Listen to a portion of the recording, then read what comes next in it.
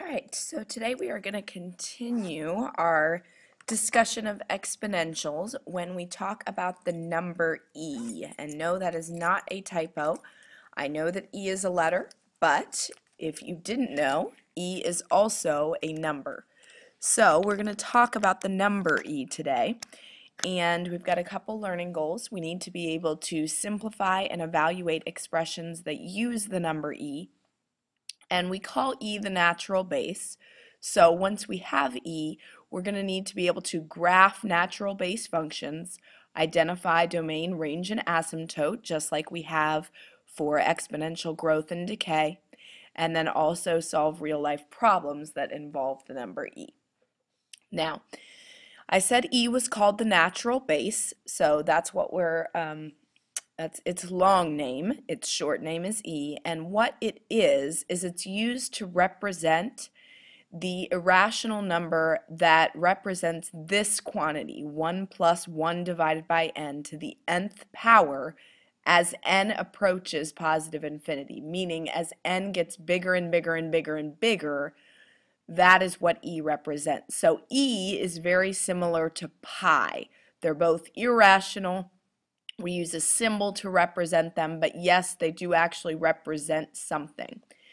So now that we know what E is, we need to simplify and evaluate expressions with it. This is really just going to be exponent rules with a base of E, which is why we call it the natural base. So here, this first expression, 2e to the 2x times e to the 2x, you do number times number. The number in front here is a 1 since nothing's written. So 2 times 1 is 2. And then the e's have the same base. And when you have the same base, the rule with multiplication is add the exponent. So 2x plus 1x is 3x. So 2e to the 3x would be our answer there. Next, we have a division problem. And again, we separate the numbers from the bases here. So first we're actually going to divide 24 by 3. So 24 divided by 3, or 24 divided by 8, I just gave away the answer, is 3. So 24 divided by 8 is 3. Now I deal with the bases. Base stays the same in the answer. When you divide, you subtract the exponent. So 8 minus 5 gives you 3. So 3e to the third. Here, this is power of a power. Remember that everything in there needs to get this exponent. So the 2 needs to get the exponent. Here, when you have power of a power, you multiply the exponents. So e to the positive 10x, because negative times a negative is a positive. Now, we can't leave our answer like this on that one because we've got a negative exponent here. We need to simplify that. So the e to the 10x is going to stay here because it has a positive exponent. This is going to go to the denominator and become 2 squared, which is 4. So e to the 10x over 4. Example 2, these ones should be super simple because all I've got is to use my calculator. Now, your calculator does have an actual E button. So when you are looking at your graphing calculator, the E button is on the division key. So it's in either blue or yellow or whatever color your second key is. So you could just press in the second division key to get the E and then do your exponent and then to the third. But I also want to show you on the very left column, on the above the LN key, so it's third from the bottom, there's an E to the X key. So that one is easier to use if you are taking e to a power because it already does the exponent part for you. So here for this one, I would press second, and then I would press the LN key because that gives me e to the x. So second LN, and then now all I have to do is type in the exponent, which is 3, and then hit enter. And hopefully, if you've done it correctly, it should give you 20.086. It said to round to 3 decimal places, so that would be our answer there. Here, same thing. You can press second, then the ln key, and then in this case, your exponent is negative 0.12, and then enter.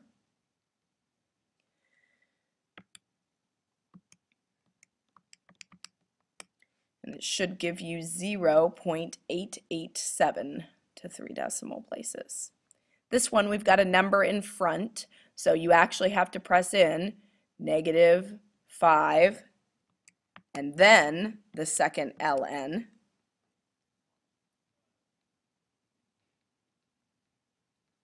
And then depending on the form of your calculator, remember, many of you will have to put the 1/4 in parentheses for it to come out correctly. So please actually press this in so you know which version your calculator has, so you know if you need the parentheses or not. You can try it both ways, but test it, because what you should get here is -6.420. So if you're not getting that, then that means you don't have parentheses and are going to need them. So make sure that you test that to see what you need. All right, natural base functions. These are going to go the same way that our exponential growth and decay did. So a lot of all the same properties we've been studying are going to apply here. Here is our natural base function. So we've got an a in front still. E is our base, always on a natural base function. Then we've got this r, which is new, just means that there's a number multiplied times the x, and then we've got a -h and a +k. So notice a lot of the things are the same, except that there's a twofold definition here. It's going to be exponential growth if a and r are both bigger than 0. It's going to be exponential decay if a is bigger than 0 and r is less than 0. So when r is negative, it's going to be decay. When r is positive, it's going to be growth. So a is going to be positive no matter what here, if we want it to be one or the other. Just like exponential growth and decay, the asymptote is going to be wherever k is. So y equals k is your asymptote. Again, domain is all reals. The range, again, goes with the asymptote. If it's above the asymptote, all reals greater than k. And if it's below the asymptote, all reals less than k. And that is going to depend on your a, obviously, which way it flips. So to go ahead and graph this one, we have 3/2 e to the 0.5x. Now, we are going to be graphing these ones completely in the calculator. It would take a good amount of time to plug in individual values of e. It's hard to do in your head. We're not going to do those in our head. So we are going to use our graphing calculator. So go to your y equals screen. You can clear out any of the things you've still got in there from exponential growth or decay. The key is when we're punching this one in, that 3/2 needs to go in parentheses. So we're going to type parenthesis 3 divided by 2, close parenthesis. Then we're going to do second ln to get our e to the, and then type in 0.5x. So if you're in a standard window, you should be able to graph it, and you can see that it looks very similar to our exponential growth. So we look at our table, second graph, so that we can come up with some points to graph here. So if you're looking at your table, I'm just going to start at -2. So the x value for -2, if you've typed it incorrectly, should be 0.55 about, so about a half. So that's pretty easy to graph. -1 is 0.9, so almost to 1. 0 is 1.5. 1 is 2.47, so almost 2.5. And 2 is about 4. So we're getting a pretty good range there of what it's supposed to look like. I can go to 3. I've got enough room. It's 6.7, so 4, 5, 6, almost to 7. So that is going to give me a really good shape. I know that since my K value is 0, that's going to be my asymptote. So my asymptote, don't forget to draw it in, is right here on the x-axis. So draw my exponential growth there. And my domain, again, says right here, all real numbers, range. So range values here, my K is 0 and they're above, so that means it's all reals greater than 0. And my asymptote, as we previously discussed, is the x-axis, or y equals 0. Ignore the stray pen mark I made there. I was trying to not get the announcement in the recording. All right, let's look at another one. So here, my exponent looks a little different, but that's okay. It just means that if I distributed that, that'd be 0.4x plus 0.4. So that's all that means. It's the same thing. So what I'm doing here is I'm going to press that into my calculator. There is no a value here, so that means a is 1. So I'm just going to do second ln. So then I'm going to type it in. It doesn't matter if you type it in like this or if you type it in like this, but again, be careful to either use parentheses or distribute, one of the two. Then don't forget that this minus 2 is not in the exponent, so you have to write arrow or somehow get out of the exponent. If you have an older calculator, you will need a second set of parentheses around here because you have to close the exponent before you do the minus 2. If you have the newer one where it actually types it in up higher, then you don't need that second set. But if you have an older one where it types it all in on the same line, you're going to need a second set of parentheses so that the calculator knows that this minus 2 is not in the exponent. Because this minus 2 is a K value, which means that's our asymptote. So y equals negative 2 is going to be our asymptote. And if you type it in up in the exponent, it's not going to do that. So my asymptote should be at negative 2. I can look at my graph to come up with some points. So I look at negative 3 is about negative 1.5. Negative 2 is negative 1.33. So, oops, I put that in the wrong place. There it goes. Negative 1 is negative 1, so that's easy to graph.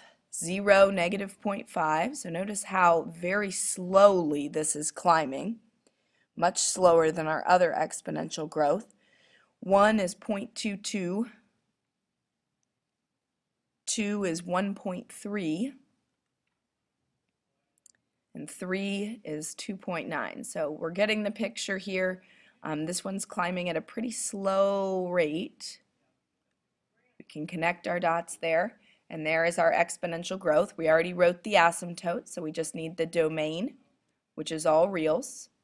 The range, it's above, my A is positive, so it's above the asymptote, so it's all reals greater than negative 2. All right, last learning goals. So we've covered 1 and 2. The last one is to solve real-life problems that use E. This, we already studied interest when we did exponential growth. However, we did annual, semi-annual, quarterly, all of those types of interest. This is a formula that is used for interest that is continuously compounded. This is not the same as daily. It means constantly. Continuously compounded interest has a different formula than all of the other types. So anytime you see continuously compounded interest, it's going to be this formula. We call this the PERT formula because you've got P-E-R-T. So PERT we use for continuously compounded interest. A is your total. P is still your principal, it's your initial amount. R is your percentage rate, and T is time. So E is the natural base E. So it's pretty easy to use, easier than the other one actually. Remember that when it says write a model, that means leave T years, even if it gives you a number, which in this case it doesn't. So it says you deposit $1,500, so that means that my principal is $1,500, and an account that pays 0.75% general annual interest. So that means as a decimal, that's 0.075. So I've got 1,500e to the 0.075, and t is going to stay t in my model. So I like these ones because there's no simplification to do here with the model. Once I plug it in after I've changed it to decimal form, that's it. This is the formula. So what is the balance after 3 years? Just simply plug in 3. And I would suggest here actually doing 3 times 0.075 because some people don't do the parentheses right if they try to plug it into the calculator just like that, and that ends up giving you the wrong answer. So I would simplify that first to 0.225 and then do 1,500 and then use your e to the x key. The exponent is 0.225. Press enter, and hopefully you've come up with 1,878.48. And that should be our answer. And that is it for this lesson.